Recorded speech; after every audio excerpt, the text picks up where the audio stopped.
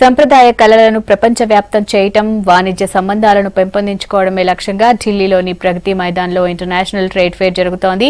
దేశ విదేశాల హస్తకళ రూపాలతో పాటు అత్యాధునిక సాంకేతిక పరికరాలను ప్రదర్శిస్తున్నారు. ప్రతి ఏడాది లక్షలాది మందితో కిటకిటలాడే ఈ ఎగ్జిబిషన్ పై ఈసారి పెద్ద నోట్ల ఎఫెక్ట్ కనిపిస్తోంది.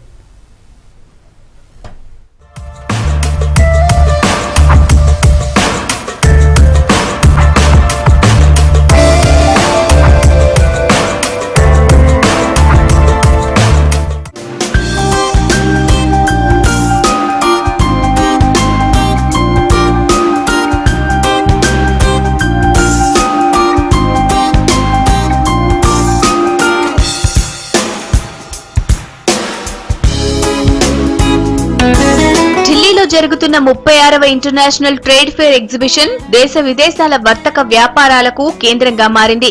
ఈ నెల 14న రాష్ట్రపతి ప్రణబ్ ముఖర్జీ ప్రారంభించిన ఈ ట్రేడ్ ఫేర్ 27 వరకు కొనసాగనుంది.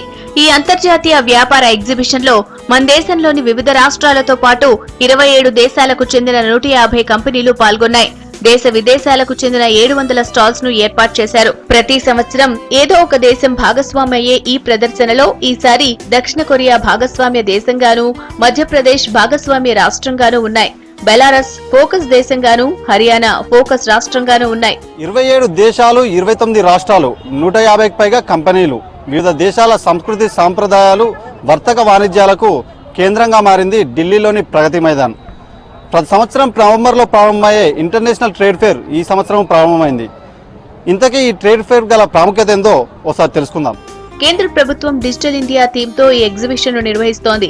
ఇందులో రాష్ట్రాల స్టాల్స్ స్పెషల్ అట్రాక్షన్ గా నిలుస్తున్నాయి. వివిధ ప్రాంతాల్లోని సంస్కృతి ప్రతిబింబించేలా స్టాల్స్ ఏర్పాటు చేశారు. ఇండియా ఇంటర్నేషనల్ ట్రేడ్ ఫేర్ ఇది మన ఇండియా ట్రేడ్ ప్రమోషన్ ఆర్గనైజేషన్ అని మన మినిస్ట్రీ ఆఫ్ కామర్స్ డిపార్ట్మెంట్ నుంచి ఇది అంతర్జాతీయ స్థాయిలో ఇది మన ఇండియాలోనే ఒక పెద్ద మెగా ట్రేడ్ ఫేర్ అన్నమాట. ఇది మల్టీ ప్రోడక్ట్ ట్రేడ్ ఫేర్. ఇది ఎవ్రీ ఇయర్ మనము అంటే దీన్ని నవంబర్లో జరుపుతారు దీన్ని. ఇది ఎందుకంటే ఇప్పుడు ప్రతి ఒక్క రాష్ట్రం నుంచి వివిధ దేశాల నుంచి మనకి ఈ ట్రేడ్ ఫేర్ వాళ్ళ యొక్క ఉత్పత్తులు, వాళ్ళ యొక్క వేరే ఆర్టిస్టిక్ ఐటమ్స్ అవన్నీ కూడా తీసుకొచ్చి ఇక్కడ ప్రదర్శించి మరి అనేక మందికి దీన్ని పరిచయం చేస్తుంటారు. వివిధ దేశాల వర్తక వాణిజ్యాలకు కేంద్రంగా నిలుస్తుంది ఈ ట్రేడ్ ఫేర్. సుమారు 27 దేశాలకు సంబంధించిన స్టాల్స్ ఒకే చోట ఉండడంతో సందర్శకులు ఎక్కువగా ఈ విదేశీ పెవిలియన్కే వస్తున్నారు. ఆయా దేశాల్లోని వస్తువులను కొనేందుకు ఇంట్రెస్ట్ చూపిస్తున్నారు. ట్రేడ్ ఫేర్ అందరినీ ఆకర్షిస్తోంది. యునైటెడ్ దేశాల సుగంధ ద్రవ్యాలు, నెదర్లాండ్ దుప్పట్లు, టర్కీ వెలుగులు, ఆఫ్ఘనిస్తాన్ డ్రై ఫ్రూట్స్, మయన్మార్ ముత్యాల హారాలు, బెలారస్ వస్తువులు, బంగ్లాదేశ్, శ్రీలంక చేతి వృత్తులు, ఇలా వివిధ దేశాలకు చెందిన వస్తువులు అట్రాక్ట్ చేస్తున్నాయి. అయితే పలు దేశాలకు చెందిన వ్యాపారస్తులు ఈ ట్రేడ్ ఫేర్ లో అమ్మకాలు జరపడమే కాకుండా కంపెనీలతో ఒప్పందాలు చేసుకుంటున్నారు. ఇంటర్నేషనల్ ట్రేడ్ ఫేర్ కే ప్రత్యేక ఆకర్షణగా నిలుస్తుంది తెలంగాణ పెవిలియన్. డిజిటల్ తెలంగాణ పేరుతో ఏర్పాటు చేసిన ఈ పెవిలియన్ లో రాష్ట్రంలో ఐటీ రంగానికి చేస్తున్న సేవలకు సంబంధించిన స్టాల్స్ ను ఏర్పాటు చేసింది తెలంగాణ ప్రభుత్వం. ఈ స్టాల్స్ ను చూసేందుకు భారీగా క్యూ కడుతున్నారంటే అతిశయోక్తి కాదు. రాష్ట్ర మంత్రి చందూలాల్ ప్రారంభించిన తెలంగాణ ట్రేడ్ అందరినీ ఆకర్షిస్తోంది.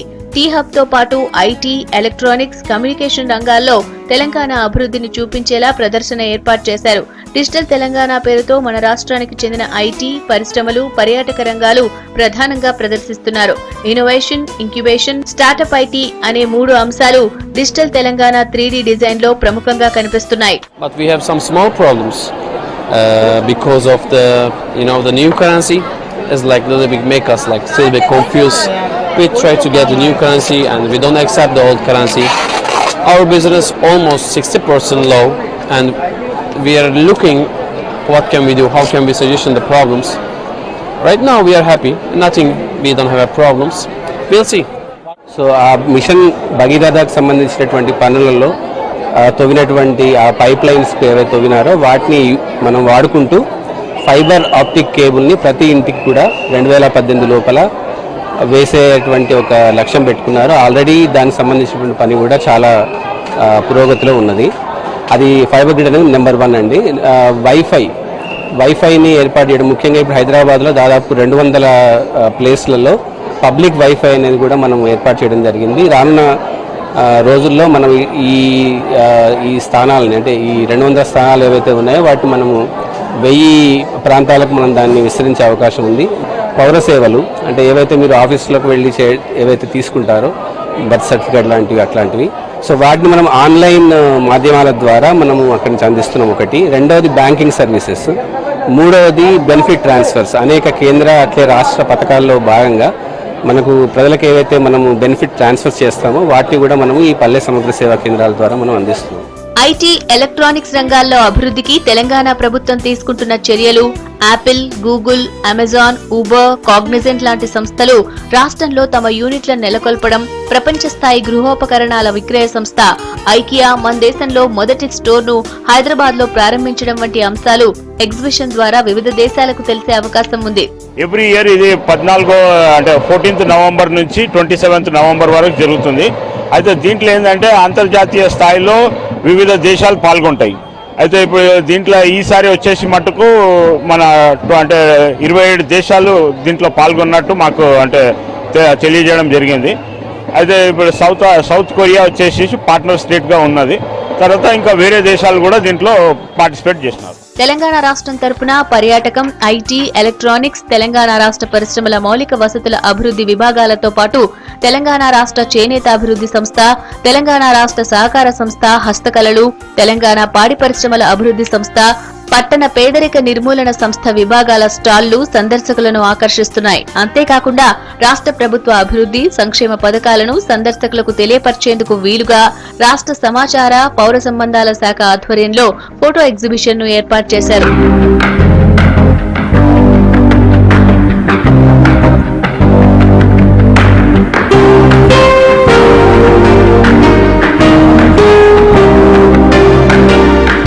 ఈ నెల 21న ఒగ్గుడోలు, పేరిణి నృత్యం, ఖవ్వాలి, కొమ్ముకోయ లాంటి తెలంగాణ రాష్ట్ర సాంస్కృతిక వైభవాన్ని చాటి చెప్పేలా వివిధ కళారూపాలను ప్రగతి మైదాన్లోని లాల్ చౌక్ ఆడిటోరియంలో తెలంగాణ స్టేట్ డే సందర్భంగా ప్రదర్శించారు. ఈ ఉత్సవానికి రాష్ట్ర ఐటీ మినిస్టర్ కేటీఆర్ తో పాటు ఎంపీలు హాజరయ్యారు. కేంద్ర ప్రభుత్వం తీసుకున్న పెద్ద నోట్ల రద్దు నిర్ణయం ఈ ఇంటర్నేషనల్ ట్రేడ్ ఫెయిర్ పై పడిందని చెప్పవచ్చు. గతంలో కంటే తక్కువ శాతం వ్యాపారం జరిగిందని ఇక్కడ వ్యాపారస్తులు ఆవేదన వ్యక్తం చేస్తున్నారు. సందర్శకులు చూడడానికే తప్ప కొనుగోలు చేయడం లేదని వాళ్ళు వాపోతున్నారు. మరోవైపు ఈ పెద్ద నోట్ల రద్దు నిర్ణయం ఈ ట్రేడ్ ఫెయిర్ పై పడిందని చెప్తున్నారు వ్యాపారులు. 20,000 వరకు చెల్లించి స్టాల్స్ ను పొందిన వ్యాపారులు ఈసారి నష్టాలను చూస్తున్నారు. పెద్ద నోట్ల రద్దుతో వ్యాపారం తగ్గిపోయి చిల్లర దొరక్క అవస్థలు పడుతున్నామంటున్నారు. ఈ డిమానిటైజేషన్ వల్ల ఈ కరెన్సీ ఎక్స్చేంజ్ దీనివల్ల చాలా ఇబ్బంది అవుతుంది. అనుకున్న ప్రకారంగా వ్యాపారం లేదు. ఇక్కడ చాలా తక్కువలా జరుగుతుంది. ఏదంటే ఖర్చులు వెళ్ళేది కూడా చాలా కష్టంగా ఉంది. ఇక్కడ గిరాకులు ఏం లేవు, చాలా ఇబ్బందిగా ఉంది. మేము ఏదైతే ఎక్స్పెక్ట్ చేసి వచ్చామో అంత దూరం నుంచి ఇక్కడ చాలా లక్షల్లో మాల్ తీసుకొచ్చాము, ఇక్కడ ఏం సేల్స్ లేదు. డబుల్ ప్రాబ్లం కదా దానికనేసి. ఇప్పుడు 2000 ఇస్తారు, 2000 నుంచి చేంజ్ చేయాలంటే ప్రాబ్లము. 500 కట్ చేసినప్పటి నుంచి ప్రాబ్లం అవుతుంది. కానీ సేల్స్ తక్కువే ఉంది, ముందు కంటే కూడా తక్కువ ఉంది. అప్పుడు ఒక 5-6 లక్షలు అయ్యేది, ఇప్పుడు 2 lakhs కూడా అవ్వడం లేదు. కష్టం బాగా ఉంటుంది. అనేటప్పటికి చాలా తక్కువ అవుతుంది. ఇంకా నష్టమే కదా గవర్నమెంట్కి అయినా, మనం పనిచేసిన వాళ్ళకైనా ఎవరికైనా నష్టమే. అది పరిస్థితి. మేము ఇక్కడ అన్ని సిల్క్ మెటీరియల్ ట్రెడిషనల్ తెలంగాణలో ఏమేమి ఉన్నాయో ట్రెడిషనల్ సిల్క్ శారీస్, పటోలా అంటే Patola tie and dye bedsheets, తర్వాత కాటన్ శారీస్, తర్వాత డ్రెస్ మెటీరియల్ ఇవన్నీ తీసుకొచ్చాము. కానీ అనుకున్నంతగా సేల్ రాలేదు. ఎందువల్ల అంటే 1000 రూపాయల నోట్లు 500 నోట్లు రావడంతో మాకు ఇబ్బంది అయిపోయింది. ఎవరిచ్చినా అవే ఇస్తున్నారు, చిల్లర ఇవ్వలేకపోతున్నాము, తీసుకోలేకపోతున్నాము. దానివల్ల మా బిజినెస్ 70% దెబ్బతింది. గవర్నమెంట్ ఆఫ్ ఇండియా చాలా బాగానే చేసింది, కానీ ఇది రైట్ టైం కాకుండా ఎనీ అడ్వాన్స్మెంట్ ఇవ్వకుండా చేస్తుంది. వాళ్ళు ఏమంటే 500 ఇస్తాము, 1000 ఇస్తామన్నారు. మళ్ళీ ఎక్కడ మేము తినడానికి పోయినా, లోకల్ బయట నుంచి వచ్చామంటే తినడానికి పోయినా 100 రూపాయలు కావాలన్నారు, 500 ఇస్తే లేదు, లేదా 500 మొత్తం తీసుకుంటే ఇస్తాము అన్న పరిస్థితి ఏర్పడింది ఇక్కడ. ఈ ట్రేడ్ ఫెయిర్ లో స్టాల్స్ ను ఏర్పాటు చేసేందుకు ఒక్కో రాష్ట్రం ఒక్కో రేట్ ను ఫిక్స్ చేసింది. గుజరాత్ వంటి రాష్ట్రం ఒక్కో స్టాల్ కు దాదాపు 2 లక్షల వరకు వసూలు చేస్తుంటే ఏపీ లాంటి రాష్ట్రాలు ఎలాంటి ఫీజు లేకుండానే స్టాల్స్ ను కేటాయిస్తున్నాయి. అయితే పెద్ద నోట్ల రద్దుతో బిజినెస్ చాలా తగ్గిందంటున్నారు వ్యాపారులు. రోజుకు 10 రోజులు అవుతుంది సార్, దగ్గర 10 రోజులు అవుతుంది.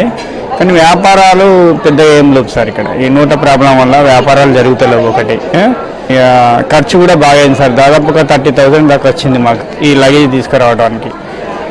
మళ్ళీ పోవడానికి కూడా ఖర్చు బాగానే అవుతుంది సార్. మరి వ్యాపారం కూడా బాగాలేదు సార్. కస్టమర్స్ వస్తున్నారు కానీ సేల్స్ తక్కువ ఉంది. अगर इस बार आई तो मुझे बहुत प्रॉब्लम हो रही है क्योंकि यहाँ पर नोट की वजह से मुझे प्रॉब्लम हो रही है.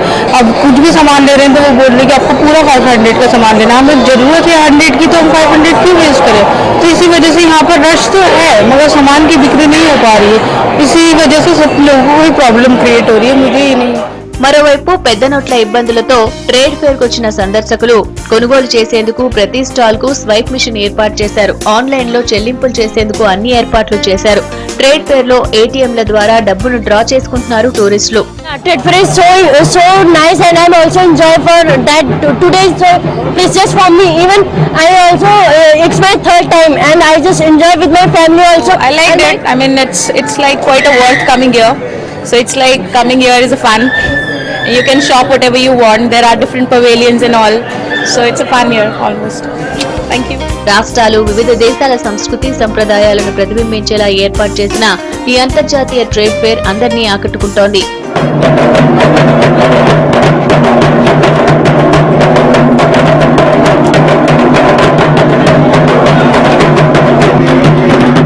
మొత్తానికి దేశ విదేశాల సంస్కృతి సాంప్రదాయాలకు తోడు వర్తక వాణిజ్యాలకు కేంద్రంగా నిలుస్తుంది ఈ ఇంటర్నేషనల్ ట్రేడ్ ఫేర్. పెద్ద నోట్ల రద్దుతో కొద్దిగా ఆదాయ శాతం తగ్గిందని వ్యాపారస్తులు వాపోతున్న రోజుకు పెరుగుతున్న సందర్శకుల తాకిడితో వ్యాపారస్తుల ముఖాల్లో ఆనందం నెలకొంటుంది. కెమెరా పర్సన్ నారస్తో కిషోర్, V6 న్యూస్, న్యూఢిల్లీ.